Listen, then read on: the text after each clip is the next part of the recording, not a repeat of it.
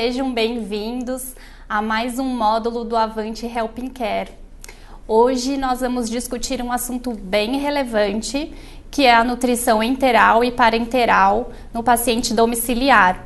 Nós vamos começar a aula com a nutricionista a doutora Flávia Fonseca e depois daremos sequência com o nutrólogo Dr. Tiago Gonçalves. E ao final das aulas, nós responderemos às perguntas de vocês.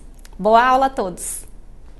Obrigada ao convite, a Nestlé, ao Instituto Toniolo, por mais um momento aqui, podendo compartilhar um pouquinho da minha experiência e trocar um pouco com vocês. O nosso assunto que coube a gente falar nesse momento é nutrição enteral e parenteral domiciliar, então eu tenho aqui o meu par e eu vou começar falando um pouquinho da nutrição enteral domiciliar e depois o Dr. Tiago, ele continua com a nutrição parenteral. Eu acho que o primeiro enfoque que a gente deve ter em mente é que o acompanhamento domiciliar ele é um contínuo, né? A gente vem de um ambiente muitas vezes hospitalar, que envolve um tratamento e que envolve muitas das vezes um processo de reabilitação a acontecer no domicílio. Então, sem dúvida, muitas evidências hoje mostram pra gente que pouco adianta, ou talvez em algumas circunstâncias, nada adiante a gente propor uma terapia nutricional adequada no ambiente hospitalar e essa terapia não ser continuada num outro ambiente. E a gente agora vai falar um pouquinho do domicílio. E para que a gente consiga situar, talvez o domicílio não seja um ambiente tão familiar para muitos, é importante a gente saber que 3 pontos extremamente importantes justificam a viabilidade desse modelo. O domicílio ele é um local próprio para uma série de doenças, para uma série de processos de reabilitação. Então, um deles, muito bem conhecido na nossa prática diária, é o processo de envelhecimento da população. Então, a medicina evolui, a gente consegue erradicar a doença. Ao mesmo tempo que essas pessoas estão vivendo mais, elas estão mais expostas a doenças, a fatores de risco e, sem dúvida, com desfechos desfavoráveis, adquirindo doenças debilitantes e que, sem dúvida, colocam a sua limitação funcional bastante comprometida, na verdade, a sua funcionalidade comprometida. Por outro lado, a gente tem essa medicina evoluindo e melhorando os métodos diagnósticos e de tratamento, então hoje a gente consegue resolver a vida dos nossos doentes de forma mais rápida, né?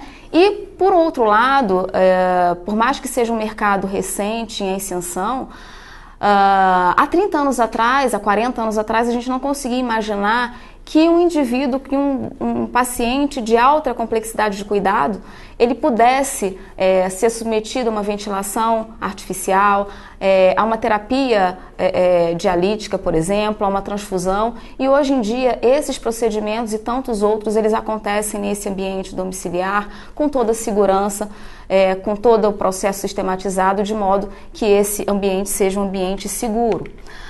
E quem vai para casa, basicamente, para a gente poder introduzir quem recebe essa nutrição enteral, essa terapia nutricional em si, basicamente são os idosos. Isso está justamente relacionado pelo primeiro ponto que eu coloquei a vocês.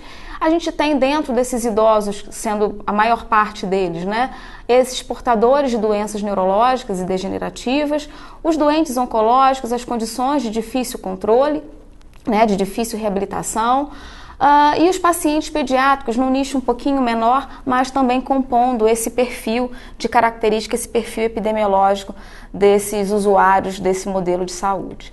E aqui eu trago, compartilhando os dados de vocês, da empresa que eu trabalho e acabo representando, e que deixando claro que isso é um perfil de qualquer prestador de saúde, de qualquer empresa que venha tratando da atenção domiciliar e aqui especificamente da saúde suplementar. Então aqui eu trago para vocês uma casuística de admissão de pacientes idosos em terapia nutricional enteral, todo um perfil de admissão nos anos de 2010 a 2018, mostrando, e esse perfil a gente vê muito bem na literatura, basicamente um perfil de gênero feminino, a mulher vivendo mais, um perfil de cuidado, estando aqui com 65%, né, desses indivíduos no domicílio, com uma média de idade de 82 anos, com desvio padrão aqui curtinho, e mostrando que no domicílio existem idosos muito velhos, aqui de alguma forma com quase 60% desses indivíduos com idade maior ou igual a 60 anos.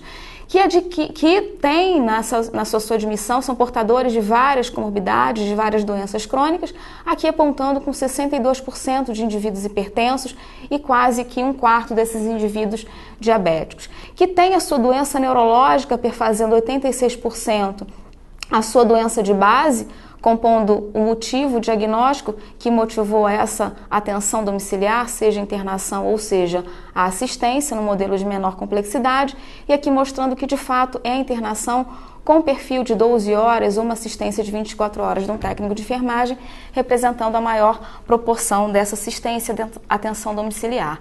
E andando um pouco mais sobre cuidado, a gente percebe 40% desses indivíduos com uma via aérea artificial, a presença de lesão por pressão, que é uma condição adquirida basicamente nesse domicílio, e isso é um dado bastante importante. Eu chamo a atenção que é uma casuística que de alguma forma vem superestimada, porque a gente está falando de doentes em terapia nutricional enteral, com grau de complexidade de cuidado maior, com 47,6% de indivíduos que chegam ao domicílio com a lesão, então a gente tem uma prevalência alta, e que bom que é uma prevalência, incidência óbvio que se tem, mas é um percentual muito pequenininho. Esse doente que é admitido, ele vem do hospital com essa lesão, com mais ou menos 1,7 lesões por pressão por paciente admitido.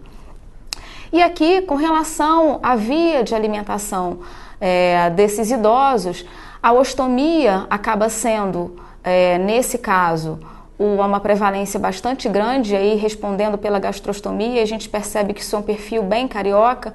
O carioca, ele gosta bastante de uma gastrostomia, é um padrão que a gente já não vê em São Paulo. Isso tem um caráter também, uma característica mais regionalizada. E do ponto de vista nutricional, não poderia faltar, vem aqui por último, mas de fato isso não é menos importante. Aqui o parâmetro identificado de depressão nutricional, aqui apontado pela circunferência de panturrilha, aqui pela área muscular do braço corrigida, mostrando pra gente que cerca de 80% desses idosos, quando adentram o domicílio, quando vêm de uma internação hospitalar, eles apresentam um risco nutricional bastante importante, e aqui com um ponto de corte de 31 centímetros e nem o adaptado para a população brasileira, que seria 32. E a área muscular do braço aqui mostrando também uma depressão de massa magra com cerca de 50% desses indivíduos.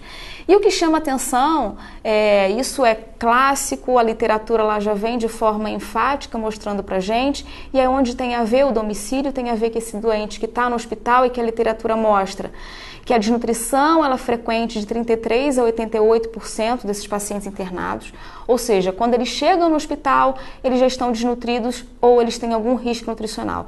Isso vem de uma ordem muito alta, isso vem de uma prevalência muito alta. E depois dessa desnutrição instalada, eles ganham um domicílio. Isso de forma bastante... em 2001, na verdade, e cada vez mais a gente tem evidências repetindo esse padrão de comportamento. Em 2001 foi publicado um grande trabalho que foi um divisor de águas na terapia nutricional, o IBRANutri, que avaliou cerca de 4 mil indivíduos com idade maior que 18 anos, através de uma avaliação de risco nutricional, de uma triagem, mostrando que a gente tinha uma prevalência bastante grande, de 48% de desnutrição, seja essa desnutrição moderada e grave. E entendendo que a prescrição da terapia nutricional, seja ela que eu chamo a atenção, que é o objetivo da nossa conversa, da nossa aula de hoje, mostrando que 8,3% desses pacientes nutridos, somente 8,3% recebiam nutrição enteral. Ou seja, eu tenho quase metade desses pacientes que, sem dúvida, uma via oral provavelmente era a via de eleição deles, não se alimentavam de forma adequada, seja por uma demanda metabólica aumentada, seja por um estado nutricional mais precário previamente, mas de fato essa nutrição enteral muito pouco prescrita nesse ambiente hospitalar. E aí, andando e avançando mais um pouquinho, a professora Isabel Correia capitaneou uma meta-análise mostrando que na América Latina é um padrão de comportamento que se repete, um trabalho que envolveu um estudo que avaliou, foram 66 estudos com basicamente quase 30 mil pacientes, mostrando que de 40% a 60% é o percentual, é a prevalência, a frequência de desnutrição no momento da admissão. Ou seja, e esse paciente ele vem para casa para que a gente dê a continuidade na sua terapêutica, no seu tratamento, na sua terapia nutricional enteral. E é muito claro para a gente, talvez isso tem que ser visto de uma maneira com um olhar mais impactante, para que esse olhar seja proativo e que se transforme numa proposta, numa conduta, porque ninguém tem dúvida, seja o empregador, seja o profissional da saúde, que ninguém ganha com a desnutrição. A desnutrição, ela impacta na morbidade, ela aumenta o tempo de reabilitação, ela envolve uma série de complicações, seja ela complicações infecciosas ou não, e obviamente, se eu não tenho um doente nutrido de forma adequada, não tem um doente tratado, ele morre mais, ele tem um custo de tratamento muito maior, ele demora muito mais tempo no hospital e, sem dúvida, essa qualidade de vida ela é prejudicada. Quando a gente pensa, extrapola essa realidade para o indivíduo idoso, a gente sabe o quanto que isso compromete a funcionalidade, o quanto que isso aumenta o risco desse idoso rehospitalizar e todos os desfechos relacionados. Então, a gente não tem dúvida que identificar cada vez mais precoce, ou talvez tão logo seja possível, e a gente tem um padrão ouro de até 24 horas, avaliar esse indivíduo também no domicílio. A gente tem, claro, que a triagem nutricional ela precisa acontecer. No hospital isso já está muito definido, e no domicílio também. A gente precisa entender quem está chegando em casa e a gente continuar essa terapia. E a ferramenta que eu vou utilizar independe. Eu preciso atualizar esse diagnóstico nutricional e eu preciso ter alguma ferramenta que de alguma forma avalie esse risco e a partir do momento que eu tenho esse risco, eu com o meu purismo de detalhe implemente uma ferramenta para que eu tenha um diagnóstico nutricional definido e que isso balize a minha proposta de terapia nutricional enteral, que é aqui o objetivo. E esse é um dos protocolos que se pode utilizar e chamando atenção para a indicação da terapia nutricional enteral, mostrando que indivíduos com risco de desnutrição ou desnutridos, e aqui no caso a gente utiliza esse protocolo, seja para o idoso usando a mini avaliação do estado nutricional, ou seja, o que se recomenda a Sociedade Europeia de Terapia Nutricional Parenteral e Enteral, aqui com score maior ou igual a 3, mostrando que o doente que tem essa classificação e se beneficia de uma terapia nutricional enteral, desde que eu tenha, ainda que parcialmente, esse tubo digestivo funcionante e uma aceitação precária de via oral, ainda que em vigência de terapia nutricional oral, a suplementação oral, menor que 60%. Ou então aquele indivíduo que, independente do resultado da triagem, já tenha uma via alternativa para alimentação e já receba previamente a internação hospitalar e chegue em casa com a terapia nutricional enteral. E recentemente, publicado em 2017, vários integrantes, né, que hoje participam da BRASPEN, da Sociedade Brasileira de Terapia Nutricional Parenteral, publicaram um position paper mostrando a importância dessa desnutrição, tanto no ambiente hospitalar e agora fortalecendo e mostrando que o home care é um nicho de doentes que ganham também essa classificação, já que vem do ambiente hospitalar, onde essa desnutrição ela é bastante grande. E mostrando e concordando com os dados da ESPEN, da Sociedade Europeia, mostrando que para prevenir a desnutrição, a gente tem a indicação da terapia nutricional enteral tão logo ela seja possível, para todos aqueles indivíduos que não conseguem atingir pelo menos 75% de todos os seus alvos energéticos e proteicos em 5 dias, após o início dessa alimentação enteral ainda em vigência terapia nutricional. Então, a proatividade, entender a não postergação desses indivíduos que têm uma condição de doença na admissão domiciliar, talvez a grande diferença do ambiente hospitalar para o domicílio seja a não implicação do evento agudo, a não inflamação, mas ele já vem com essa desnutrição adquirida fruto dessa alteração que houve no hospital e dessa doença aguda que aconteceu naquele outro ambiente.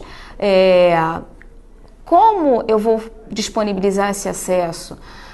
Se vai ser uma ostomia, se vai ser uma sonda posicionada através da boca, através do nariz, um acesso oral, um acesso nasal, isso vai depender da condição que eu tenho, seja a condição clínica naquele momento, seja a doença que ele tem. Eu estou falando de um processo de reabilitação, esse paciente tem chance de ser reabilitado por via oral, em que tempo. Eu estou falando de um paciente que tem uma gastroparesia, porque é um diabético de difícil controle. Eu estou falando de um doente que tem uma pressão intracraniana mais elevada. Eu estou falando de um paciente que tem um distúrbio de motilidade e que não é diabético, talvez tenha um Parkinson e que tem uma motilidade dificultada por uma série de interações medicamentosas. Enfim, quem é o doente que está disponível para receber a nutrição enteral e que condição naquele momento ele tem para que eu consiga colocar esse dispositivo da maneira mais segura e mais apropriada e que ele receba então a sua terapia nutricional enteral. Já identifiquei esse paciente, já implementei o dispositivo, eu preciso escolher de que maneira eu vou ofertar essa alimentação previamente calculada.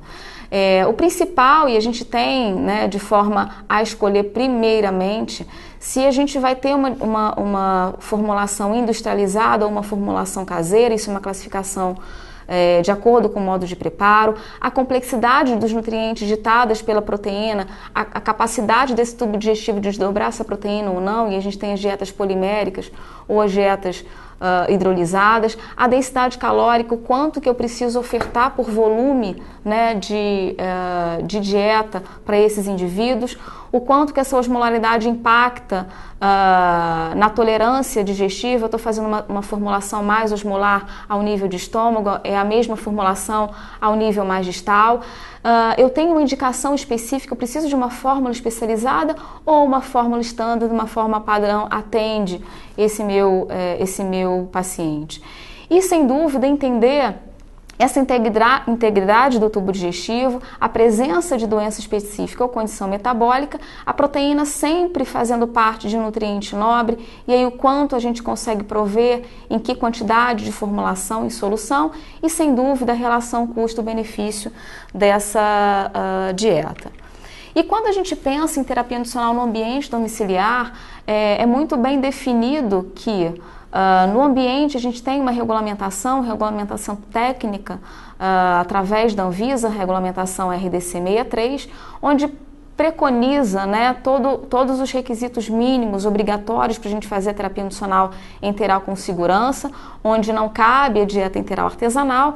E a gente tem, na verdade, o domicílio, onde existe uma resolução que é recente, mas nada se coloca com relação à terapia nutricional e a gente fica ali na prescrição muito balizada pelo bom senso e pela indicação técnica do profissional, e que tem que ser uma indicação muito técnica. E o que me chama a atenção é que a gente tem portarias distintas e talvez que nos motive a ter uma prescrição diferenciada, sendo que o paciente ele muda de endereço. Mas ele não deixa 10 centímetros de circunferência da panturrilha no hospital, ele não deixa o seu diagnóstico de desnutrição no hospital.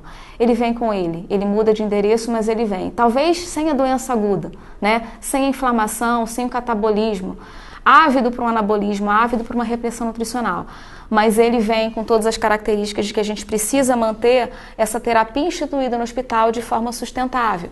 E aí, quando a gente pensa no tipo de dieta que a gente vai fazer, se eu vou fazer uma dieta industrializada ou se eu vou fazer uma dieta artesanal.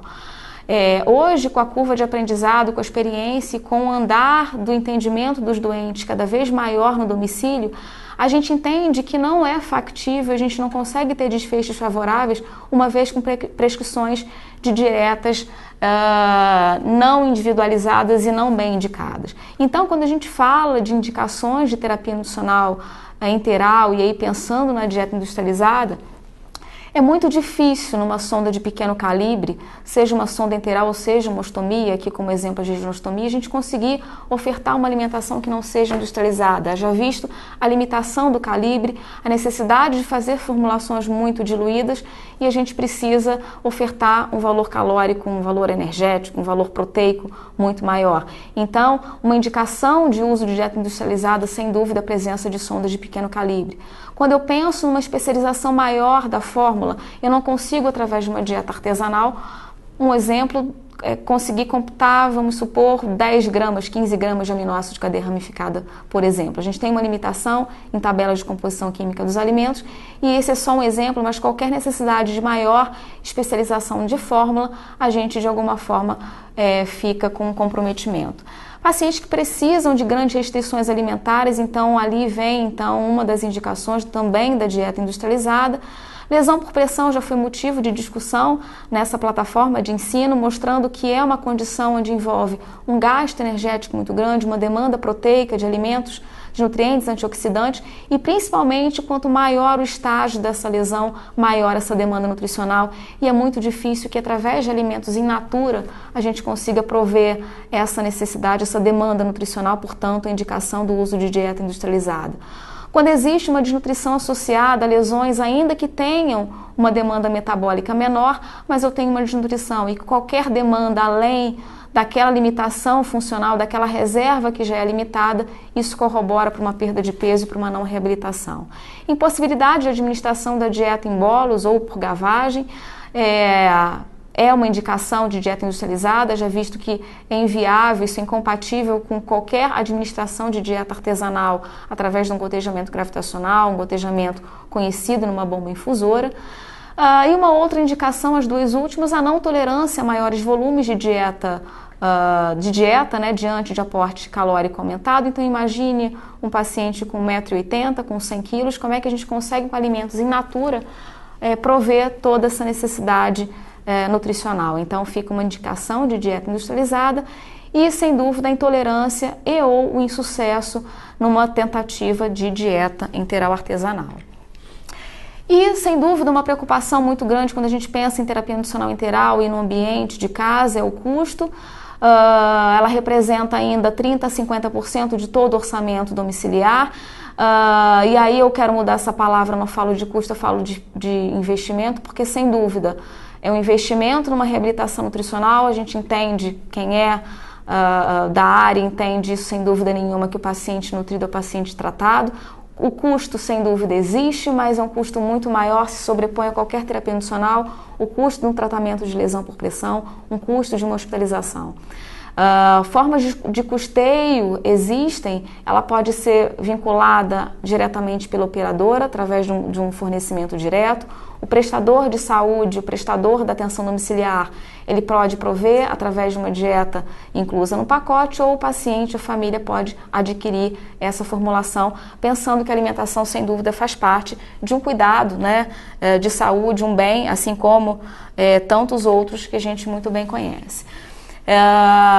E quase já finalizando, a gente pensa nesse fluxo, né, de indicação, de entender o dispositivo, de administrar, de prescrever esse tipo de fórmula, a administração, que a gente conhece através da bomba infusora, através do gotejamento gravitacional e através do bolo e gavagem. A bomba infusora, assim como a gente tem essa abordagem no hospital e acaba sendo a forma de administração como escolha, chama atenção no domicílio para aqueles indivíduos que têm uma infusão noturna da dieta, podem ser em sistema aberto e fechado, e essa indicação está muito bem definida para aqueles indivíduos que não podem suportar qualquer tipo de flutuação de volume. Preocupação muito grande que existe no gotejamento gravitacional, desde que a gente trabalhe com volumes muito grandes num frasco. Então o gotejamento gravitacional pode ser um grande bolos, quando através de um equipo de macrogotas se perca esse controle, e uma administração em bolos em gavagem, que acaba sendo uma mimetização das refeições tradicionais, onde você oferta volumes que podem variar desde 150, 200 ml até um volume maior a cada 3, 4 horas, mimetizando de fato as etapas da alimentação que a gente faz habitualmente. Isso vai depender da capacidade gástrica, da tolerância, da condição de esvaziamento gástrico desse paciente, que se faz diretamente por seringa, seja ela por gravidade, fazendo aquela seringa como um funil, ou sendo sob dígito pressão. E aí, sem dúvida, acho que eu já devo estar um pouquinho já justa no tempo, mas eu termino a nutrição enteral mostrando que no domicílio, diferente do que no hospital, pelo menos ao olhar de muitos, né, o hospital ele é cheio de métrica, ele é repleto de processos, é tudo muito sistematizado, a terapia nutricional. No domicílio não é porque a gente está num ambiente que parece mais informal que a gente não tenha isso. E fazer qualidade na terapia nutricional no domicílio, isso é uma realidade e ela não é um acidente. Então eu termino dizendo que ela é um resultado de muita intenção, de esforço sincero, de direcionamento inteligente e execução habilidosa. Ela representa, sem dúvida, a escolha sábia de muitas alternativas. E para muitas condições, o domicílio ele vem sendo uma alternativa muito interessante, muito inteligente de reabilitação nutricional. E por fim, eu não tenho como deixar de chamar a atenção e falo que foi uma iniciativa muito interessante da Braskem, né? E aí parabéns a toda a diretoria, toda a gestão. Amanhã a gente tem o dia D, dia 6 de junho, de combate à desnutrição, a responsabilidade nossa, né, como formador de opinião, como educador, como prescritor, dizer não à desnutrição. Então amanhã todos vão estar reunidos lá em Brasília, discutindo ao nível, né, de saúde, o que a gente pode implementar para que a gente de alguma forma mude a realidade da desnutrição, que sem dúvida é a doença mais frequente em qualquer hospital, seja ele público e privado. E eu agradeço a oportunidade e estou à disposição para depois a gente poder discutir com as perguntas. Então, depois dessa brilhante apresentação da doutora Flávia aí sobre a enteral domiciliar, cabe a mim agora dar sequência falando do uso da nutrição parenteral domiciliar, que se na enteral, quando a gente vai dar alta para o paciente, já é um grande transtorno, existem vários questionamentos, insegurança da família, na parenteral isso se complica muito mais, né, por conta de todo o processo que envolve a administração da nutrição parenteral.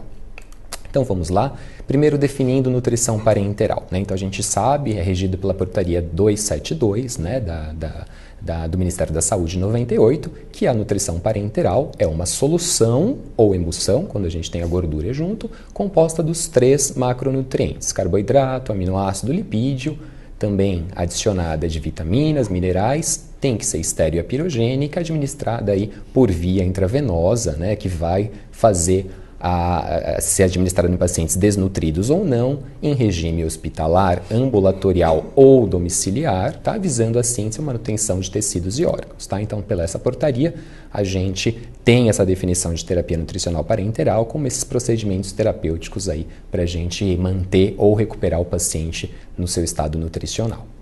E aí a gente tem todo esse fluxo quando é indicado a nutrição parenteral. Então, haja visto a indicação ou um doente oncológico com um ilho metabólico, ou um paciente pós-operatório, uma cirurgia complicada, a gente faz a prescrição da nutrição parenteral. Essa prescrição é uma prescrição médica. Depois, feito essa prescrição, isso vai para um preparo, né? Se a nutrição parenteral for individualizada, vai ser preparada, vai ser manipulada num ambiente, né, onde regem as portarias, né, de controle de infecção, é conservada e é transportada até o local da administração. A administração é feita pelo enfermeiro, né, também regido pelas normas do protocolo hospitalar da comissão, né, de controle de infecção hospitalar, e o controle clínico, laboratorial e as avaliações nutricionais é a parceria do médico e nutricionista aí para estar acompanhando esse paciente no suporte nutricional parenteral. Tá? Então vocês podem ver que toda a equipe multiprofissional está envolvida no suporte nutricional parenteral. E aí a gente define MTN como esse grupo, né, obrigatório, né, constituído por um profissional de cada área, né, e aí com as suas respectivas atribuições. Bom, quais são as principais indicações da nutrição parenteral que nós podemos ter? Então, uma das grandes indicações é a trombose mesentérica, né? A isquemia intestinal ou uma isquemia oclusiva ou um paciente com baixo fluxo que passou por um momento, né, de instabilidade e fez uma isquemia não oclusiva do território mesentérico, tá? As doenças inflamatórias intestinais, que representam uma grande parcela de pacientes que precisam de nutrição parenteral prolongada, tanto a retocolite ulcerativa, que é aquela inflamação de mucosa e submucosa localizada em colo e reto, ou a doença de Crohn, que é aquela inflamação crônica, né, transmural, onde pega todas as camadas ali do intestino e pode evoluir com um abdômen agudo perfurativo, ressecções entéricas, né, em segmentos e podendo gerar o que a gente chama de síndrome do intestino curto. Fístulas digestivas, né, e aí depende da localização da fístula, né, se a fístula é muito alta, em geral eles ficam mais dependentes de nutrição parenteral, diferente da fístula baixa de baixo débito. Suboclusões intestinais, principalmente por carcinomatose, doentes oncológicos, onde isso pode acontecer. E a síndrome do intestino curto, né, que vai representar a grande maioria dos pacientes que vão cronificar e vão ter que ir para casa com nutrição parenteral, vão ficar dependentes, que é a ressecção de mais de 2/3, né, do intestino. Em geral, né, podem ter ostomias, a maioria tem, né, jejunostomia terminal ou uma jejuno ou uma anastomose jejuno-colônica, né, baixa, e isso representa uma área intestinal que você não consegue manter o suporte por via oral ou enteral para fornecer aí as calorias e proteínas necessárias. Outro grande assunto é o acesso desses pacientes, né? Como que a gente vai infundir essa nutrição parenteral? Então aqui nesse desenho a gente consegue ver quase todos os acessos funcionados possíveis para uma nutrição parenteral. Então a gente prioriza o acesso central mesmo, a via central, por conta da osmolaridade da solução. Então, inicialmente, a gente pode começar através de um intracate, duplo ou triplo lumen. Lembrar que quanto mais lumens essa nutrição parenteral, esse acesso de nutrição parenteral tenha, maior o risco de infecção. Então, o ideal é começar com o lumen, um acesso de lumen único, né? E aí funcionar um outro acesso para outras medicações, outras drogas que o paciente possa estar usando, mas o lumen ele deve ser único, né? O acesso não precisa, mas o lumen é único para a nutrição parenteral.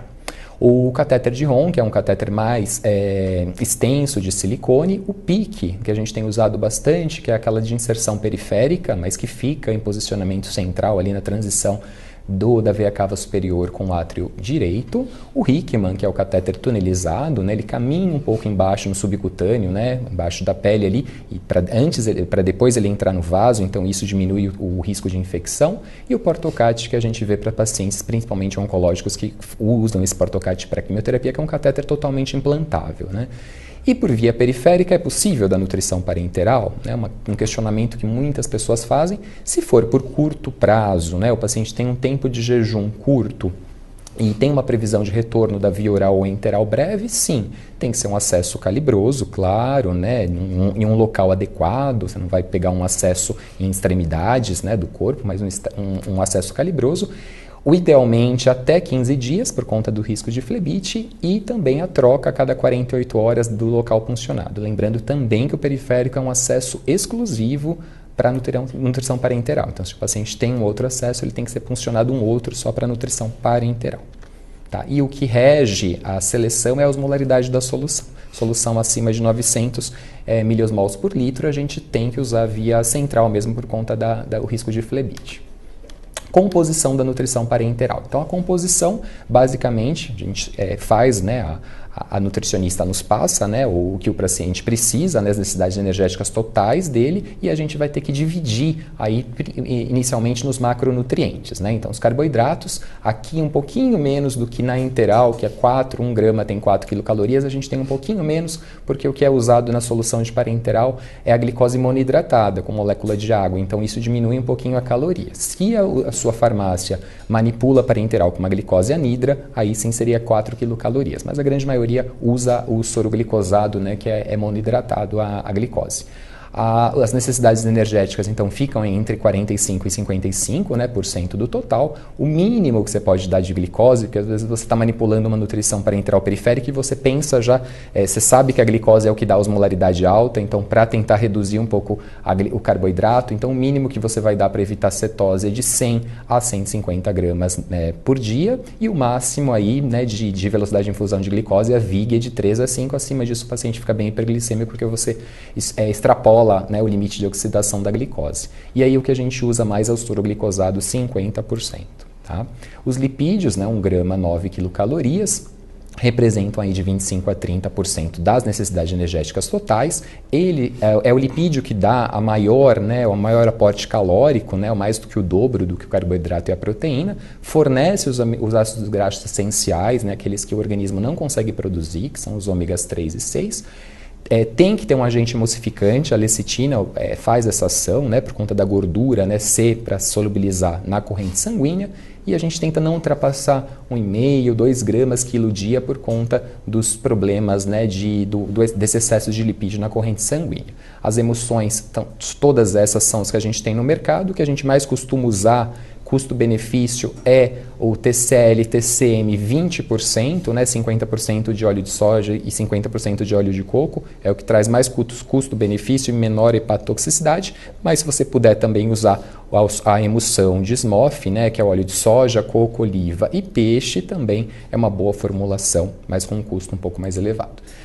De proteína a gente também tem 1 grama, 4 quilocalorias, que representa de 15% a 20% da necessidade energética. Lembrar da relação quilocaloria não proteica pelo grama de nitrogênio, né? Então, no doente mais crítico, a gente deixa abaixo de 100, ali 70, 80, porque esse paciente é hipercatabólico, mas no paciente estável, que a gente vai dar alta, já está na enfermaria, já está pensando na alta para o domicílio, a gente pode manter ali em torno de 100, 150. A gente também tem essas formulações no mercado e a que a gente mais usa é a solução de aminoácido 10%. Então, a gente vai calcular através das quilocalorias os gramas que o paciente precisa e os gramas a gente vai transformar em ml por conta da solução C para poder dar a miligramagem da solução.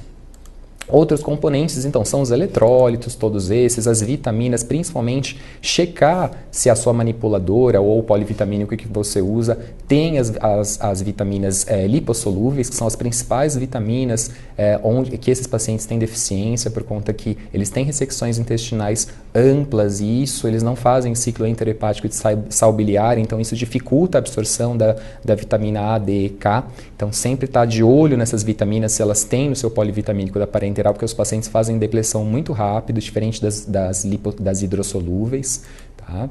E os oligoelementos também que são essenciais para manter todo o metabolismo e funcionam como coparticipação aí nas reações metabólicas.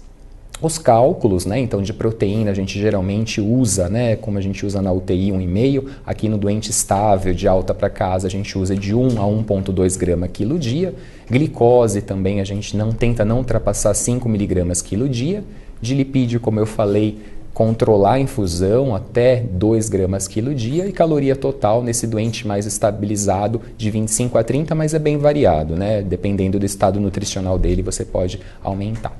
E os líquidos, né? A gente tenta usar a mesma quantidade de quilocaloria em líquido, né? Para deixar esse paciente hidratado também. Lembrando que essas patologias, principalmente síndrome de intestino curto, esses pacientes têm um alto débito nessas ostomias, né? Em ileostomia ou jejunostomia. Então, não só o estado nutricional dele tem que ser cuidado, esses pacientes têm que ser bem hidratados com solução de soro fisiológico, porque eles fazem muita desidratação e ira pré-renal por conta de hipovolemia. Tá? E aí a gente tem as bolsas as bolsas que já são industrializadas e as individualizadas, aquelas que são formuladas por um local, né, adequado, né, uma farmácia manipuladora, ou as prontas para uso. Né? No ASPEN de 2016, né, surgiu esse questionamento e eles falaram que a qualidade e a função é a mesma nos dois tipos, né, desde que atenda às necessidades do seu paciente. As principais complicações que a gente tem, uma delas é a infecciosa, é o que mais a gente teme, né? Embora não seja a mais comum complicação da nutrição parenteral, é a mais grave, né? O acesso começar a ficar hiperemiado, o paciente fazer bacteremia, isso acontece em 5 a 12% dos nossos pacientes e a maior causa de morbimortalidade mesmo, em geral está associado à ausência dos cuidados locais, né, da nutrição parenteral, né, por via exógena e o principal agente é o Staphylococcus aureus, mas também você pode ter, por conta dessa fragilidade intestinal dos indivíduos, você pode ter translocação bacteriana e essa sepse vier do foco intestinal também, por via endógena. E raramente contaminação da bolsa, hoje com a qualidade das empresas, né, muito raro você ter a contaminação dessa bolsa da nutrição parenteral. Outra complicação são as gastrointestinais, né? Então você tem alteração hepática, eu acho que todo mundo fica com medo disso, do uso prolongado do NPT lesar fígado, acho que é o que todo mundo, é o que é difundido, então você tem realmente, naqueles pacientes que estão sendo hiperalimentados com excesso de carboidrato, você pode ter, né, pela resposta insulinêmica aumentada, você pode ter a inibição da lipoproteína lipase e aí podendo aumentar a esteatose hepática, atrofia da mucosa intestinal, com certeza, né? Um paciente sem uso de TGI, com o tempo essa mucosa vai ficar careca, vai perder as microvilosidades, a absorção de a digestão de alguns nutrientes, isso pode impactar intolerâncias, e a gastrite ou úlcera. Então, todo paciente com NPT exclusiva ele tem uma resposta de aumento de secreção de gastrina, então eles precisam ter protetor gástrico, porque eles podem fazer úlcera. E a complicação mais comum é a metabólica mesmo, né? Então, hiperglicemia é a que mais a gente vê nesses pacientes. Hipoglicemia reacional, ou seja, aquele paciente que tem uma interrupção abrupta da nutrição parenteral, ele está usando continuamente, faz uma interrupção abrupta e a insulina não responde no mesmo tempo com a parada da glicose, né? Então, cessa o influxo de glicose, essa glicose é totalmente absorvida pelas células, mas a insulina demora de 6 a 8 horas para ser metabolizada. E aí, nesse tempo, ele pode fazer uma hipoglicemia grave, depois de 30 minutos sem nutrição parenteral interrompida de forma abrupta. Hipercapnia, por excesso de carboidratos, né, maior formação de CO2, visto na gasometria. Hipertrigliceridemia pode acontecer, né, por excesso do influxo aí dos lipídios, né, de uma velocidade maior do que o que é proposto. E uma complicação muito comum é a síndrome de realimentação, aqueles pacientes que são muito desnutridos ou que têm uma depressão prévia e que você entra com uma parenteral num volume full, né? Diferente da enteral, onde tem todos os processos de absorção, muitas vezes os pacientes não recebem 100% do que a gente prescreve, aqui tudo que entra no paciente, ele cai direto na corrente sanguínea e vai para o fígado ser metabolizado. Então, eles cursam com o quê? Esse excesso de glicose puxa todos os íons que estão no extravascular para o intracelular, isso inclui aí o fósforo, o potássio, o magnésio, que são íons intracelulares, e aí entrando na célula você vai ter essa depressão na corrente sanguínea. A deficiência vitamínica, né, principalmente da B1, que acontece por conta desse metabolismo da glicose, ela é usada como cofator, né, a metabolização para gerar energia, e a retenção hídrica, né? Então muitos pacientes fazem insuficiência cardíaca e insuficiência respiratória por conta dessa redução aí da excreção de água e sal. Tá? O controle laboratorial a gente faz geralmente 2 vezes na semana, diariamente, para os principais eletrólitos que estão envolvidos na síndrome da realimentação, mas em casa a gente vai pensar em fazer esse controle a cada 15 dias depois que o paciente está estabilizado, que ele está na sua casa, a gente pode espaçar para de 15 em 15 dias. E aí a gente entra nessa proposta domiciliar, dar alta para o paciente com a nutrição parenteral em domicílio. O que isso impacta? O que esse estudo mostrou? Então, primeiro que você tem uma redução de custo, né? O paciente internado, ele tem um custo, ele infecta muito mais fácil, tem todo o problema da imobilidade dele no leito, então a redução de custo é em torno de 30% a 60%, uma redução bem expressiva. Redução dos riscos de infecção do catéter, é óbvio, né? Você tira o paciente daquele ambiente contaminado hospitalar e manda para casa, né? Por mais que não seja um ambiente adequado, mas o risco de infecção, principalmente cruzada, vai ser muito menor. Melhora do aspecto psicológico, esses pacientes, eles são pacientes de internação muito prolongadas, que passaram já por complicações cirúrgicas, jejum prolongado, então o aspecto psicológico dele melhora, reduz a ansiedade familiar, né, na proposta de alta, e também ele consegue ter algum retorno às atividades diárias, não que ele consiga ter todo o retorno, mas às vezes algumas atividades mesmo de casa, atividades básicas, ele consegue retornar, isso melhora a funcionalidade dele. Tá? E aí isso, claro, vai depender do quadro clínico e até da qualidade de vida em relação à patologia base desse paciente. Aqui a gente tem uma revisão, um artigo de revisão mostrando as principais causas, né, envolvidas no uso de parenteral domiciliar, e ainda as principais causas são as doenças inflamatórias intestinais, isquemia mesentérica e são os doentes oncológicos. Eles são as principais causas de pacientes que recebem nutrição parenteral domiciliar, né? Esses pacientes, em geral, eles têm uma sobrevida em 3 anos de 65% a 80%, em 5 anos de 62%, e após 10 anos eles estacionam, né? Eles não têm mais complicações em geral por conta da nutrição parenteral. E desses pacientes, 68% deles, eles têm a síndrome de intestino curto, né? Eles têm uma ressecção intestinal extensa, e isso faz com que a energia consumida por via oral ou enteral não consiga suprir aí as necessidades básicas deles. Tá? Então, o que essa revisão, né, concluiu é que houve uma melhora da qualidade de vida desses pacientes, menor morbidade, principalmente a infecciosa, adiposa, melhora da funcionalidade. Agora, precisa ter uma equipe multiprofissional bem atenta a esse paciente em domicílio, né? Todos eles têm que estar bem supervisionando bem esse paciente para que nada aconteça de diferente do que a gente propõe, né? Então, treinamento contínuo, protocolo gerenciado, para que não esteja nenhuma das complicações que a gente já viu da nutrição parenteral. Esse outro trabalho, ele mostrou de pacientes que tinham uma obstrução intestinal, que estavam recebendo, né, nutrição parenteral domiciliar, um gráfico, né, na verdade, uma curva de Kaplan-Meier, mostrando um gráfico de sobrevida. E vocês podem ver que em torno de 10, 20 anos, isso estabiliza em torno de 68%, 70% o gráfico da sobrevida desses pacientes, que geralmente eles têm complicações abaixo aqui dos 10 anos, é o que mais impacta, né? E nesse estudo eles mostrou que apenas 12,5% a mortalidade foi associado a alguma complicação da nutrição parenteral. Então a grande maioria realmente é pela patologia base desses pacientes, tá?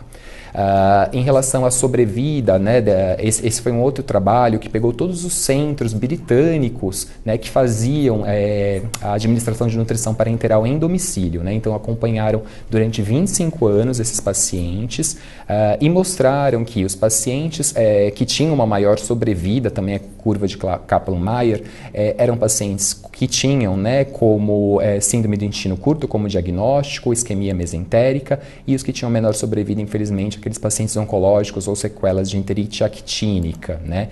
Então, a relação entre a mortalidade e a falência intestinal era menor, né, a sobrevida era melhor no intestino curto e nas isquemias mesentéricas, e era menor nos oncológicos, nas obstruções intestinais, mas por conta da patologia base e não pela administração da nutrição parenteral. E aí nessa revisão aqui dos 25 anos, 9% mesmo foi associado a alguma complicação da administração da nutrição parenteral domiciliar, tá? Aqui nesse outro gráfico mostrando que o síndrome do intestino curto, ele tem uma sobrevida maior nesses pacientes que recebiam nutrição parenteral em domicílio, mas quando estava associado às fístulas entéricas, essa sobrevida diminuía muito, em torno de 50% do que normalmente cursaria sem a fístula, tá? E aqui só para mostrar o grau de dependência dos pacientes. Após 15 anos, né, de dependência de NPT, provavelmente eles vão ficar dependentes para o resto da vida, né? Então a gente consegue desmamar ou tirar essa NPT até 15 anos. Depois de 15 anos, grande maioria fica dependente pelo resto da vida, tá? Esse também foi um outro trabalho europeu mostrando, né, pegaram alguns centros que fazem a administração parenteral da nutrição da NPT, pegaram, né, 228 pacientes, a média de 49 anos, o tempo de NPT que eles recebiam NPT, a média era de 7 anos, mas variava de 2 até 24 anos, pacientes que já estavam 24 anos recebendo. 65% tinham jejunostomia terminal, era síndrome do intestino curto, eles acabavam ali no jejum, com alto débito, a média era de 5 bolsas por semana, mas variável, tinha paciente que recebia uma bolsa semanal, tinha paciente que recebia 7 todos os dias. O catéter era manipulado em 94% dos casos pelos próprios pacientes e só 6% pelos enfermeiros, e a ingestão de alimentar oral era variada, tá? O que me chamou a atenção eram os medicamentos que esses pacientes recebiam, né? Então, 2/3 recebiam antidiarreicos, a gente usa muito a loperamida ou o racedocabril para controlar, ou a colestiramina para controlar os débitos, né, das ostomias, 1/3 só analgésicos e opioides, e 25% dos pacientes ainda mantinham o hábito do tabagismo, infelizmente. E foi feita uma reavaliação após 1 ano desse paciente começar a receber. Então, todos esses pacientes, depois de 1 ano, eles foram reavaliados da nutrição parenteral domiciliar. E o que a gente viu é que durante 1 ano, a média foi de 23 dias de internação hospitalar. Eles voltaram para o hospital e ficaram em torno de 23 dias. 50% foram por complicações inerentes à NPT, tá? Então, principalmente sepse do catéter venoso central. Nessa reavaliação, a perda de peso foi uma perda mínima, né, de 3 quilos. A gente que acompanha esses pacientes sabem que eles perdem muito mais peso, infelizmente. E 17% desenvolviam depressão ou distúrbio psiquiátrico, tá? E as desordens ósseas eram mais comuns que as hepáticas, é isso que a gente observa.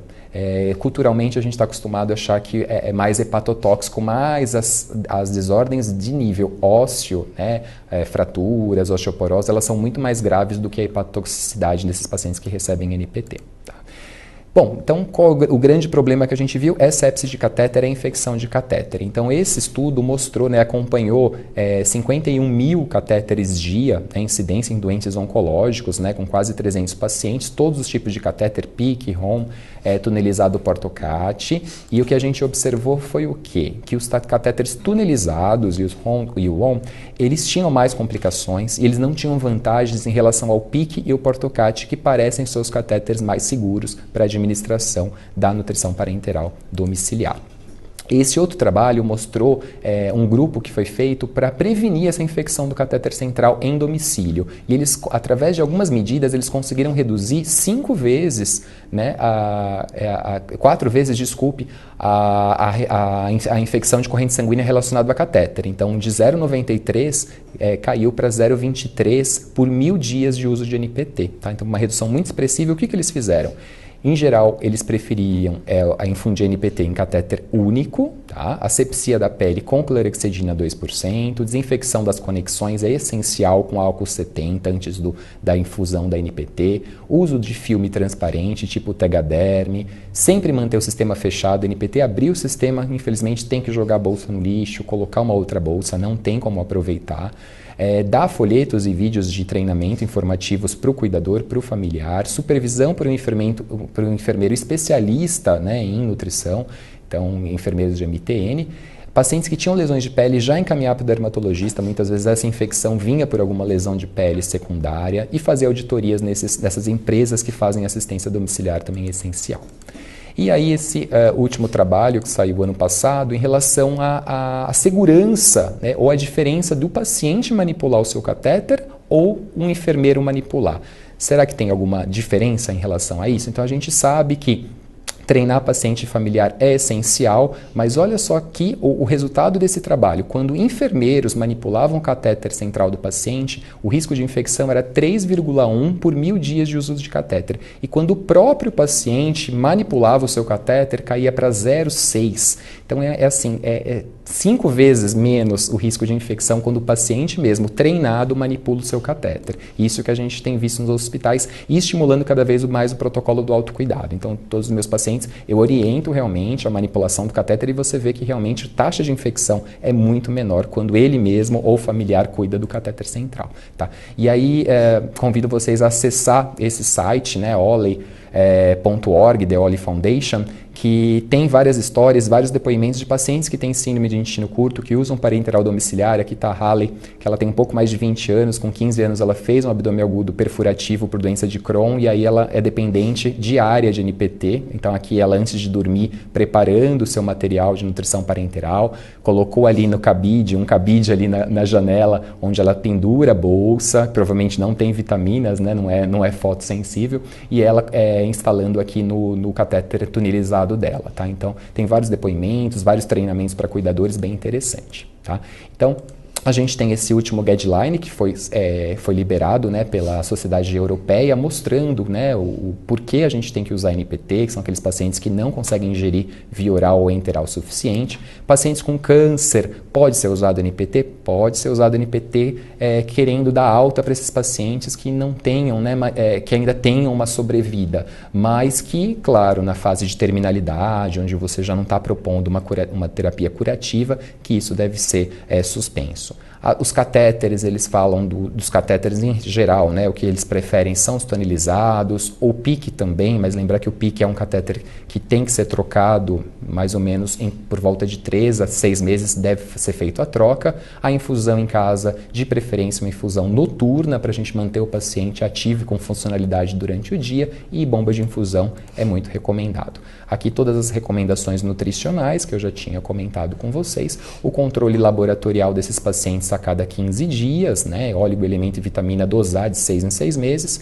De análise de composição corporal, a gente vai preferir o DEXA para esses pacientes, né, a antropometria tem suas adversidades, mas o DEXA a gente consegue ver melhor. E a densitometria óssea é importantíssima, como eu falei, as complicações ósseas são mais prevalentes do que as complicações hepáticas. E aí, visto a osteopenia, já entrar com os bisfosfonatos de forma EV, né, para ter a melhor absorção, seria o adequado. Tomar cuidado com a contaminação pelo alumínio, que é uma coisa que pode acontecer em pacientes com nutrição parenteral exclusiva. O sódio também, cálcio, magnésio e fósforo, a gente tenta deixar a proporção 1 miliosmol de cálcio para 1 de fosfato para evitar a incompatibilidade na bolsa. Tá? O prognóstico, né, desses pacientes, em geral, o que rege a doença base, eles não morrem, eles não têm um aumento da mortalidade por uso da nutrição parenteral domiciliar, e sim pela doença base deles, como eu mostrei nos dados. Cuidados locais são essenciais, ficar de olho nesse catéter, treinar o cuidador, treinar o familiar e treinar o paciente. A gente viu que o paciente, o risco de infecção é muito menor quando o paciente manipula o seu catéter. E em casos de sepse, de infecção de catéter, a gente internar ele para remover o catéter e fazer antibiótico terapia internado. O programa de ensino formal, né, desse cuidador, desse paciente, com todos esses cuidados, o treinamento tem que ser realizado, começar já no ambiente hospitalar antes da alta também é essencial para a gente conseguir dar uma alta mais segura e um tempo de entendimento para ele e de trabalho multidisciplinar. Tá? Finalizando, para algumas mensagens que a gente tem que passar quando pensar em dar alta para o paciente, manter a nutrição parenteral em domicílio, é que todos esses pacientes eles devem ser apoiados por uma equipe multidisciplinar. Então tem que ter nutricionista, tem que ter enfermeiro, tem que ter o farmacêutico, tem que ter o médico, todos eles trabalhando juntos, tá? Para ter essa interação, e é essencial, porque é através da equipe multi que a gente vai prevenir, ter um diagnóstico precoce e manejar essas complicações, que esse paciente vai estar em casa, ele não vai estar ali só sobre a nossa visão direta, então precisa treinar toda essa equipe. O paciente, né, o cuidador, ele tem que ter um plano de cuidado individualizado, de acordo com o ambiente que ele está em casa, se a casa dele tem uma estrutura adequada, tá? E um telefone de contato, de urgência, hoje a gente tem a telemedicina, até para guiar, monitorar esse paciente para ver se realmente ele está fazendo corretamente a asepsia das conexões, se ele está fazendo a instalação da nutrição parenteral de forma adequada. Então hoje a gente ainda tem essa proposta do Skype, ou você interagir com o paciente para você estar orientando ele. E os pacientes e os cuidadores receber um treinamento, educação continuada contínua. Isso você tem que fazer auditoria, tem que monitorizar esses pacientes em relação até ao uso de bomba de infusão, os equipos, para a gente conseguir ter um sucesso desse suporte nutricional nosso domiciliar e aí dando mais sobrevida para o nosso paciente, diminuindo o risco de infecção. Tá bom? Obrigado, estou à disposição, tá? Qualquer dúvida. Bom. Primeiro, vou parabenizar a doutora Flávia e o doutor Tiago pela excelente aula que vocês acabaram de realizar. Obrigado. São muitos e muitos e muitos elogios. Nós temos muitos conectados. E antes de eu seguir com as perguntas, eu quero dar um alô para o pessoal da Faculdade de Vitória, no Espírito Santo. Um oi para Maria Selme, nutricionista de Belo Horizonte. Para Débora Mendes, estudante de nutrição de Campinas, interior de São Paulo. Juliane Zanovello, nutricionista da Santa Casa de Pirassununga, interior de São Paulo.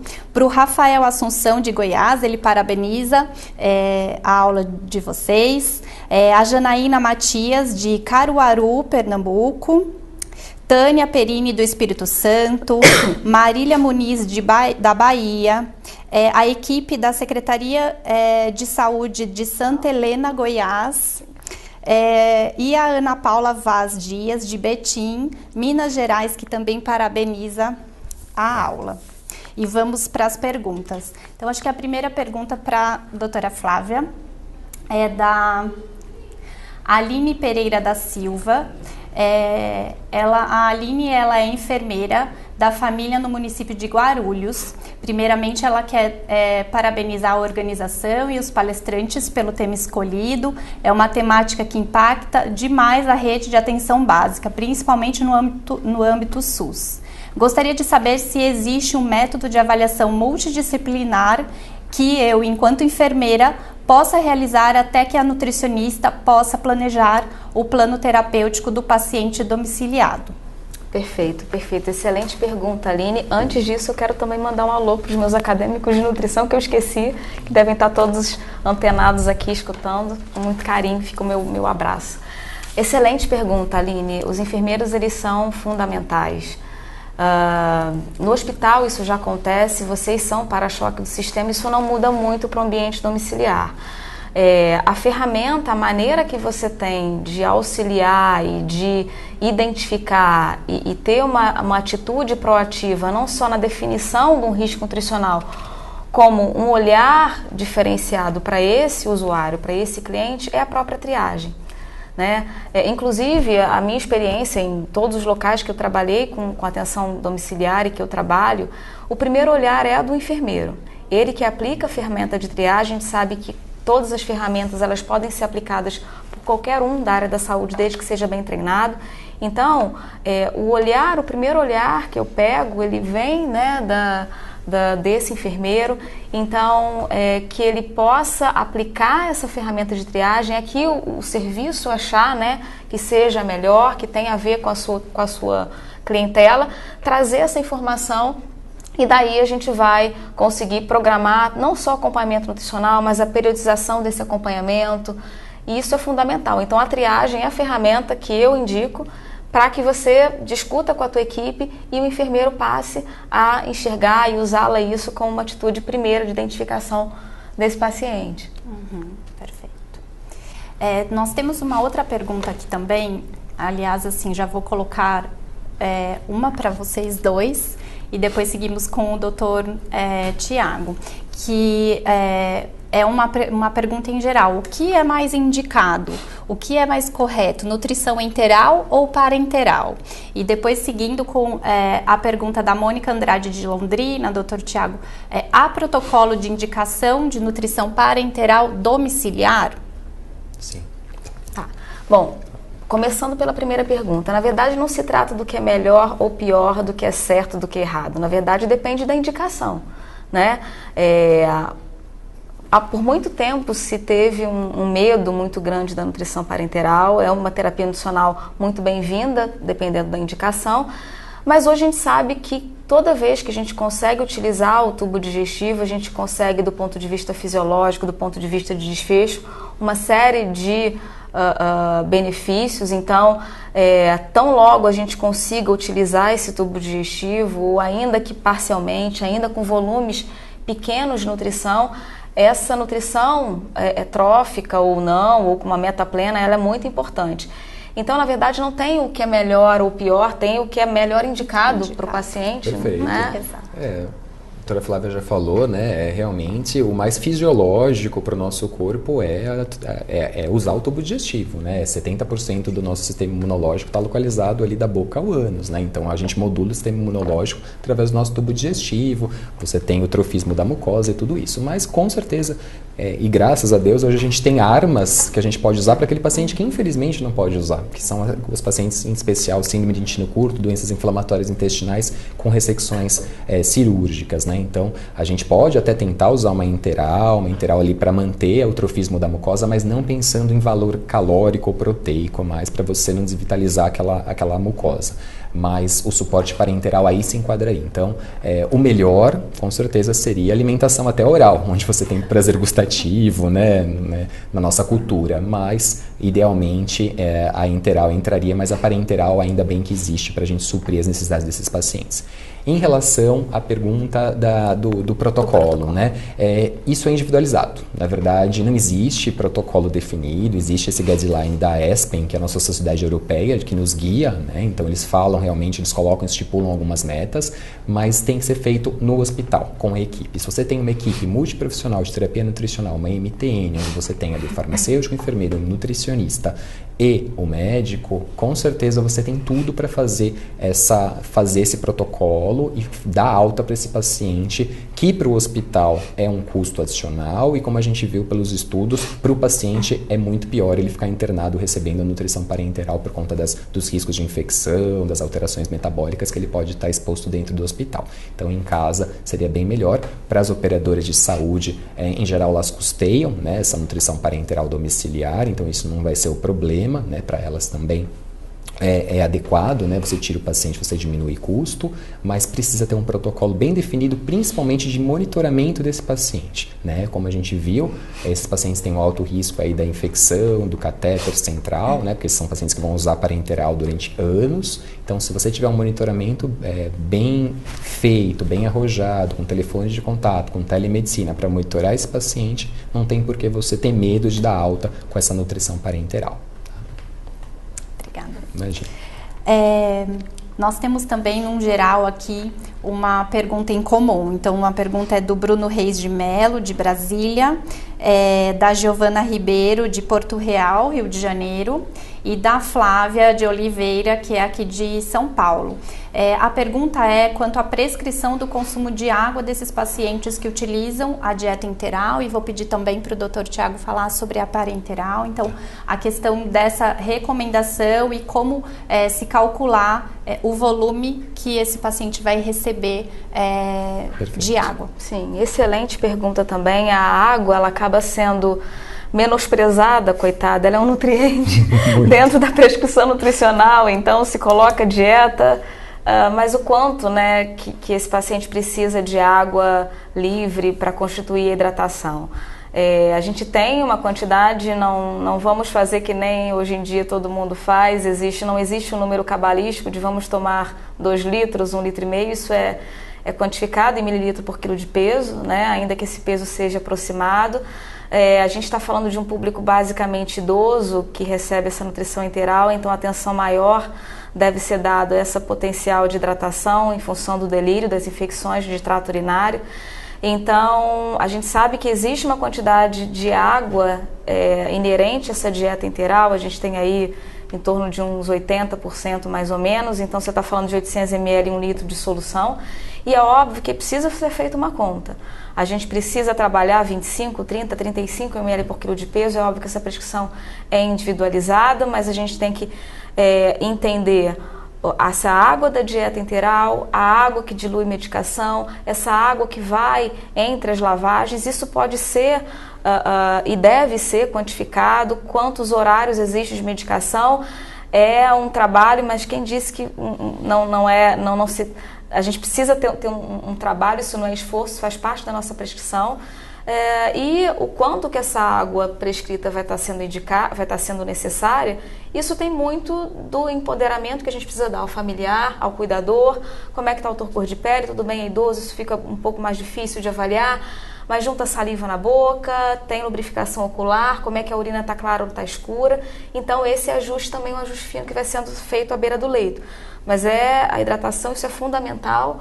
Eu falo do Rio de Janeiro, tem uma hora que o negócio esquenta, então a gente já faz o movimento de contingência, tem que realmente reforçar o processo de hidratação, isso é fundamental, excelente pergunta. Muito boa pergunta, né? A Flávia trabalha com geriatria também, ela sabe o tanto de paciente que interna no pronto-socorro por desidratação e por insuficiência renal pré-renal por conta de pouco volume, né? Então, essencial. Em relação à parenteral, eu não falei durante a apresentação, mas qual é o tempo de influxo dessa parenteral? A gente não pode fazer uma parenteral com fluxo aberto para correr só num período muito rápido, né? A gente está colocando ali gordura, glicose, proteínas, então não pode ser, isso causaria uma resposta, um estresse metabólico no corpo, hormonal, muito ruim. Então, o tempo a gente deixa em torno de 10 a 12 horas cíclica noturna para a gente manter o paciente durante o dia com essas suas atividades. Então, antes de dormir, ele é instalado a nutrição parenteral domiciliar e de manhã é retirado.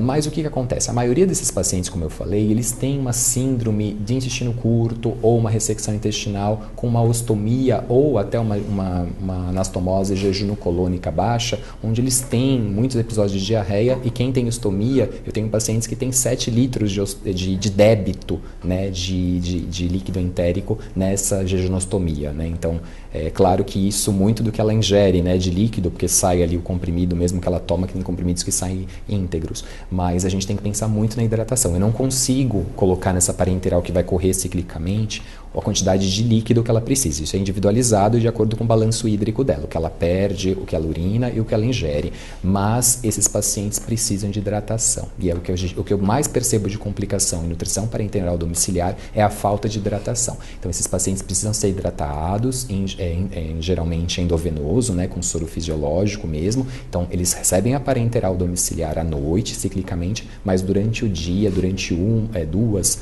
3 horas, eles têm que ser hidratados via endovenosa, né, aí varia de 1.000, 1.500 ml de soro fisiológico, e aí a gente tem que individualizar para o paciente por ml quilo dia, né? E a ingestão alimentação oral desses pacientes também é bom lembrar. Esses pacientes, eles não são nutridos, né? Mas muitos deles se alimentam, né? A gente tem as fases da síndrome do intestino curto que a gente vai evoluindo esse paciente. E só lembrar da orientação de água, tentar ingerir menos água e mais isotônicos, porque a gente tem que lembrar que essa mucosa intestinal, ela está desvitalizada muitas vezes e as bombas de sódio e potássio, elas não estão funcionando. Então, a ingestão de água livre pode causar repercussões, pode causar hiponatremia nesses pacientes. Então, todos esses pacientes têm que ser orientados a tomar líquidos isotônicos, água de coco, né, esses isotônicos que a gente tem no mercado, por conta que a água livre que eles tomam pode ter consequência numa hiponatremia sintomática. Tá? Perfeito. Agora para a doutora Flávia, na verdade são duas perguntas. A Flávia de Oliveira, de São Paulo, ela trabalha no EMAD e 90% dos pacientes que eles atendem são idosos e acamados e com risco nutricional após a realização da triagem do MAM. Geralmente eles só realizam 2 refeições, então ela pergunta como suplementar e garantir essa necessidade nutricional desses pacientes. E na sequência, falando também numa pergunta do Rafael Assunção, de Goiás, ele fala que no estado ele tem muita dificuldade de utilizar suplementos para a recuperação nutricional dos pacientes porque as operadoras não fazem o ressarcimento. Então, como conseguir implementar a liberação desses produtos também? Então, tanto no SUS e no privado. A primeira pergunta, eles se alimentam por via oral? Via oral. Só 2 refeições. Isso. Sim. E tem risco porque 90% são idosos e acamados. Sim. Complicado. 2 refeições, se a gente imaginar um tradicional, né? Um número cabalístico de 6 a 5 refeições ao dia, realmente isso fica muito aquém do que precisa. Eu acho que tem que entender que condição existe, que eles estão em risco nutricional, sem dúvida eles estão. Agora, o porquê que a maioria deles come, eu acho que é trabalhar a causa raiz, né? Talvez isso é uma coisa que a gente sempre vê também na literatura. A gente tem o diagnóstico nutricional e a gente sabe o que essas pessoas consomem. Sem dúvida, se a via oral ela é segura, entender o porquê que só tem 2 refeições, porque não existe recurso, existe uma inapetência, viabilizar através da suplementação oral e entender e quantificar o quanto em dias isso consegue elevar, né, pelo menos 75% do que consome, e se pensar numa via alternativa. E come 2 vezes, por quê? Né? Qual exatamente o motivo? É uma disfagia? É uma inapetência? É o tipo de alimentação? Acho que tem muita coisa para ser pesquisada e entender a causa raiz para se pensar, mas eu não tenho dúvida que precisa começar com uma suplementação depois desse entendimento e pensar proativamente, porque isso a longo prazo certamente vai ser um candidato para a nossa aula de hoje. E com relação à fonte pagadora, né, esse convencimento, eu costumo dizer que o nutricionista ele precisa usar de maneira multifacetada de qualquer artifício que o faça se fazer entender para quem paga a conta. É muito difícil, na prática, a gente ter profissionais que sejam nutricionistas, que falem, que estejam na mesma página com a gente, isso é pelo próprio, né, perfil do modelo. Então, é natural que fiquem algumas dúvidas, então a gente precisa se fazer entender com todas as métricas e com tudo que a gente consiga mostrar que aquela suplementação ou aquela terapia nutricional, ela é bem-vinda, ela é necessária. Então, a métrica que eu vou estipular para calcular o estado nutricional, e é importante que eu tenha um parâmetro comparativo, como é que ele chegou e como é que ele está, e por que o meu pensamento é que eu preciso suplementar, porque eu mostrei que o que eu estou fazendo hoje não está dando conta de eu ter um desfecho favorável. É uma coisa que é muito, muito interessante, conseguir passear e viver os protocolos das outras especialidades, por exemplo, porque não utilizar uma escala de push da enfermagem, que você acompanha, né, o processo de cicatrização e utilizar isso também como um parâmetro nutricional. Se eu uso antropometria, qual o dado antropométrico que eu uso, que tipo mais de protocolo, de variável eu posso medir, eu tenho alguma variável metabólica, se no hospital a albumina ela passa a ser um marcador de mortalidade, no domicílio você está falando de um doente crônico, essa albumina ela pode ser um balizador, uma vitamina D, um colesterol sérico, uma beira do leito, uma imagem, né, fotográfica, desde que tenha autorização para esse fim, e mostrar os desfechos, né? E quem sabe calcular um custo disso, quanto hoje é o custo, né?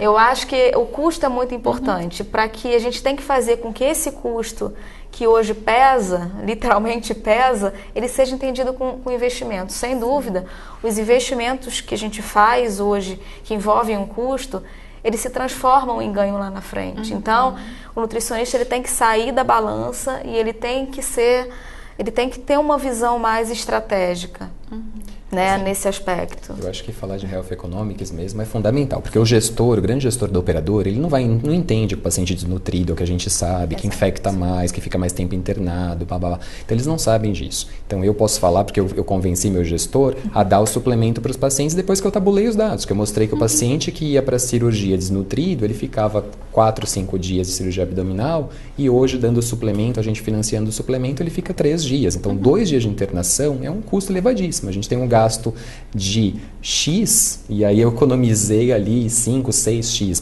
para o meu gestor. Então ele fica feliz agora por a gente dar. Então você fazendo o custo global do envolvimento, você mostrando dados, tem que puxar dados, tem que mostrar, quer pegar úlcera por pressão também, que é mais fácil de você tabular, e faz um mini ali estudo, mostrando, e mostra para o seu gestor, olha, aqui eu dei suplementação, a escala de push, olha, cicatrizou tanto, não, aquele lá eu não dei, só dei uma alimentação hiperproteica do hospital. Então ele tem que entender através de números e o quanto que gasta com a consequência disso, tratar uma úlcera ou um paciente pós-operatório abrir uma fístula, ele ir para a UTI, ele usar um antibiótico de amplo espectro, tem que mostrar tudo em valores. Aí fica muito mais claro para eles entenderem que gastar R$500 com dias de suplemento vai ficar muito mais barato do que gastar 10 mil, 20 mil reais numa complicação. Então acho que tem que ser por valores mesmo.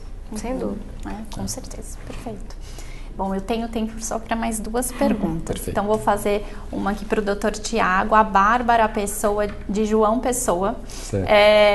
Ela pergunta, quais os cuidados se deve ter na administração de nutrição parenteral em pacientes renais dialíticos? E se ela pode fazer parenteral e enteral durante a diálise ou é necessário pausar? Pode. Tá. Então, vamos começar pela enteral e parenteral. Se o paciente tolera enteral, não tem problema nenhum, deve ser feito durante a diálise. Isso é uma briga que eu tenho muito com a enfermagem, porque o paciente está no andar, vai para um outro setor fazer diálise, fecha a sonda e manda o paciente, aí ele faz hipoglicemia. Durante uma sessão de diálise, o paciente chega a perder 30 gramas de proteína, né? Então, durante o ultrafiltrado. Então, o paciente tem que estar com alimentação, claro que se ele estiver estabilizado, né? Se o paciente é instabilizado durante a diálise, pressão cair, entrar com droga vasoativa, dá uma paradinha. Mas a grande maioria não é isso que acontece. Então ele tem que ser alimentado durante a diálise, se puder ter infusão enteral. Em relação a parenteral e renal crônico não dialítico, realmente é um grande problema, né? Porque você está dando volume e você não tem como tirar desse paciente. Então mas a pergunta foi em relação ao dialítico. O dialítico, na parenteral, ela pode ser usada, não tem problema. Talvez esse paciente precise filtrar mais rotineiramente do que é filtrado, né? Aquele esquema de 3 vezes na semana, talvez isso tenha que ser modificado, isso você tem que avaliar com a equipe de nefrologia mesmo. O aporte proteico, lembra que tem que ser aumentado nesses pacientes, porque eles têm essa perda, né, durante a filtração da parte proteica, então você tem que suplementar com um valor um pouquinho maior do que a gente usa, né, no paciente domiciliar que a gente usa 1.1, 1.2, a gente vai aumentar um pouquinho mais, não precisa deixar como na UTI, que a gente usa 2 até mais, 2 gramas quilo dia de proteína, mas pode deixar 1,5 no doente estável, né, que esteja domiciliar, mas é um paciente que pode usar, não tem problema, tá? Não é uma contraindicação. Agora, no renal crônico que não faz diálise, talvez essa indicação de não fazer diálise vai mudar durante o uso da nutrição parenteral, porque você está dando líquido e aí esse paciente, no momento, ele vai ter que dialisar. Isso é bem difícil você manter essa situação. Tá? Perfeito. E a última pergunta, que nosso tempo já estourou, é da Tamires Guzmão, de Porto Alegre, Rio Grande do Sul. E ela pergunta, no inverno, em lugares frios como o sul do Brasil, após a retirada da dieta da geladeira, a mesma não chega à temperatura ambiente após 20 ou 30 minutos. Então, como fazer esse aquecimento? Banho-maria ou micro-ondas, que acaba sendo uma dúvida muito grande ao orientar os cuidadores, enfim, a equipe que vai cuidar desse paciente em casa. E quantos minutos em média? Doutora Flávia. Eu não tô no frio, eu tô no calor, né? Eu nunca pedi para orientar nada no micro-ondas, parapeito de janela, não tem isso, mas se a temperatura, na verdade, não for tão gelada, isso não é uma grande preocupação, porque imagina, se a gente estiver falando de um gotejamento gravitacional, de um gotejamento em bomba infusora, imagina, você está falando de 100 ml hora, você está falando de 33 gotas por minuto, você divide isso por 4, né? Você está falando de quantas gotas, a hora que a sonda, que uma gota desceu no pertuito da sonda, aquilo já está na temperatura com 37 graus. Então, assim, isso por muito tempo, na verdade, se pensou, né, que isso é um problema. Até hoje. Não está congelada, não está geando na temperatura da dieta, não tem problema, isso pode ser administrado. Não tem essa preocupação. Posso falar só uma coisinha, emendando com a parenteral, que é um grande estigma em relação à equipe de enfermagem. Todo mundo me pergunta que horas tirar da geladeira e quando instalar no paciente tem que estar na temperatura adequada, e aí você começa a ver essas coisas, né, anormais, colocar na luz, sendo que a bolsa é fotossensível, tentar colocar no micro-ondas, isso existe, já teve, né, esses casos. Mas o que acontece, gente? Na verdade, você não pode deixar a bolsa congelada, né? Agora, você não pode deixar, o que eu vejo muitas vezes, deixar a bolsa ali no balcão da enfermagem, deixar o paciente com a bolsa que já acabou, fazer hipoglicemia reacional, a retirada bruta da NPT por conta desse descuido de não ter tirado da geladeira. Então, até o paciente que recebe nutrição parenteral, ele recebe 50, 60, 70 ml hora. Então, ele não vai ter uma hipotermia, diferente de um paciente chocado abrir um soro gelado nele que vai correr em 20, 30 minutos. Isso, ele vai receber 1 litro gelado. Agora, a NPT não, a nutrição parenteral vai correr 60. Então, depois de 1 hora que ele já está em temperatura ambiente, só entrou 70, 80 ml nesse paciente. Então, não fiquem com medo, podem colocar a nutrição, mesmo geladinha, não tem problema, não precisa deixar. O risco é muito maior você deixar o paciente esperando 2, 3 horas, né, ele fazer hipoglicemia, do que você não instalar a bolsa. Não tenham medo. Isso aí. Obrigada mais uma vez. Bom, pessoal, como eu já disse, o tempo se esgotou.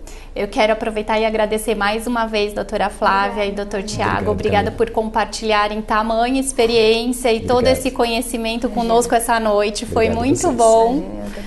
E agradecer a todos vocês que estiveram conectados aqui conosco e dizer que nós esperamos vocês até o próximo Avante.